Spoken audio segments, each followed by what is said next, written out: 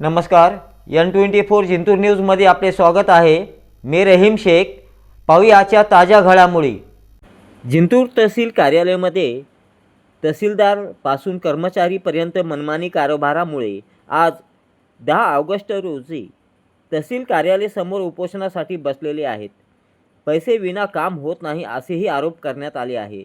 पाहूया आपण इर्शाद पाशा यांची खास मुलाखत। तहसीलमधील तहसीलदार, नायब तहसीलदार, मंडळावर असलेले मंडळाधिकारी, तलाठी तहसील कार्यालयामध्ये कार्यरत असलेले कारकून, अव्वल कारकून, कर्मचारी, अधिकारी वेळेवर कार्यालयामध्ये येत नाहीत।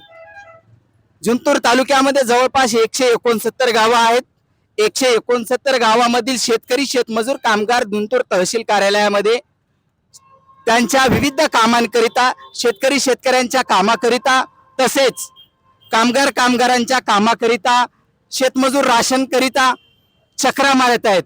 परंतु त्या ठिकाणी असलेले तहसीलदार वेळेवर येत नाहीत, त्या ठिकाणी असलेले कर्मचारी, अधिकारी त्या ठिकाणी तहसील कार्यालयामध्ये वेळेवर येत नाहीत। मी वारंवार त्यांना पत्रव्यवहार केलेले आहेत। वरिष्ठ कार्यालय म्हणजे जिल्हा अधिकारी साहेबांना वारंवार आम्ही पत्रव्यवहार केलेले आहेत। सन्माननीय तहसीलदार जिंतूर यांना देखील आम्ही पत्र दिलेले आहेत, परंतु पत्राचं त्या ठिकाणी साधी दखल सुद्धा घेतल्या जात नाही। म्हणून आज दिनांक 10 पासून तहसील कार्यालयासमोर बेमुदत आमरण उपोषणाला आज आम्ही या ठिकाणी बसलेलो आहोत।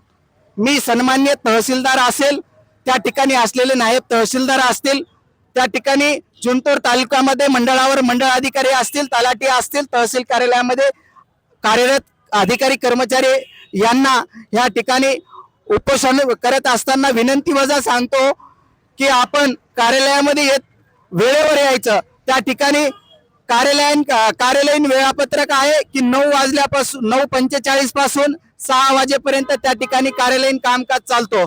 परंतु ह्या ठिकाणी 11च्या नंतर तहसीलदार येतात, त्याच्यानंतर मग 12ला त्या ठिकाणी असलेले कार्यरत असलेले कर्मचारी, अधिकारी त्या ठिकाणी कार्यालयामध्ये येतात। तहसीलदार कार्यालयामध्ये आले तर त्याच्यानंतर मग अधिकारी कर्मचारी कार्यालयामध्ये येतात।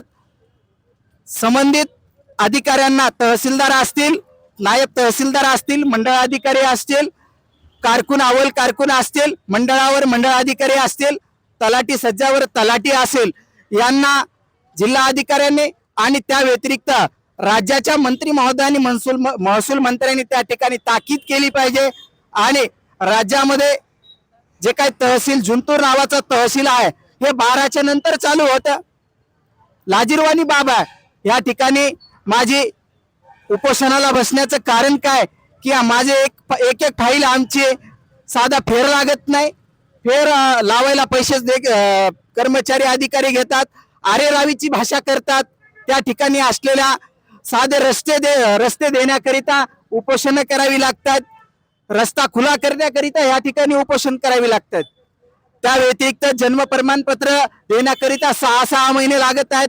जन्म प्रमाणपत्र, मृत्यू प्रमाणपत्र त्या ठिकाणी असलेला कर्मचारी पैसे घेतल्याशिवाय त्या ठिकाणी तहसीलमध्ये सहीच होत नाही। अशा प्रकारे त्या ठिकाणी 6वा गोंधळ चालू आहे। हे 6वा गोंधळ थांबवण्याकरिता आणि तहसीलमध्ये कर्मचाऱ्यांना, अधिकाऱ्यांना ताकीद करण्याकरिता हे उपोषण आम्ही या ठिकाणी चालू केलेलं आहे।